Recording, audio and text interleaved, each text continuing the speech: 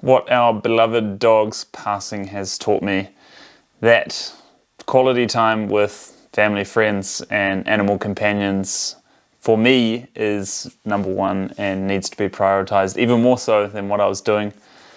For about the last year or so, I have only worked 4 days, so I've worked Monday to Thursday and have Friday, Saturday, Sunday off, and I have actually spent a lot more time, or was spending a lot more time with the dog at the park and places that she loved going, because to me, that was a nice experience. I love seeing her joy. I love seeing her going, from what I can tell, that she was happy.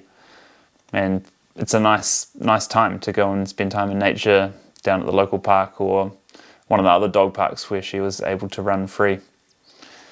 The pain was insane last week. I wasn't prepared for that, as I mentioned in the previous video. But somebody said to me, the greater the love, the greater the pain, and I think that is true massively. There are other people that were fairly close to her that didn't have the same pain that I felt, and I think that just shows exactly what I said, that that bond was different, and I wouldn't change it for anything though. I think it's good to feel. I was thinking last week that there's no way that I'd ever get another dog after how I felt, but potentially in the future, not anytime soon, nowhere, like not within the next year or so, no way. It's just way too soon. Haven't even visited many of the places that we used to go and hang out because it just feels too raw and too soon. But it has given me some good learning experiences or good teaching experiences, that quality time and spending time experiencing joy with loved ones, loved beings, is just so important. Especially at times like this, it just becomes so apparent. Many things last week just felt utterly meaningless. Obviously, there's still certain things you just have to keep doing. Like I did keep running and I did keep working because that was actually somewhat of a bit of a distraction.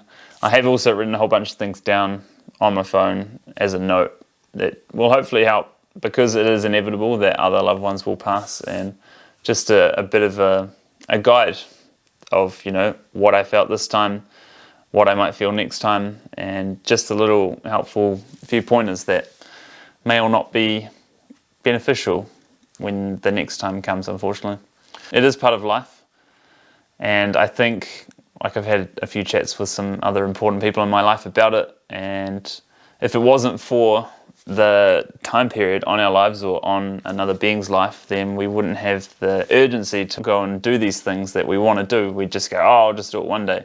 Whereas if you really appreciate your life and you really want to try and make the most out of it, then you're going to go and try and tick off the things that you want to do, that bring you joy, that are just great life experiences.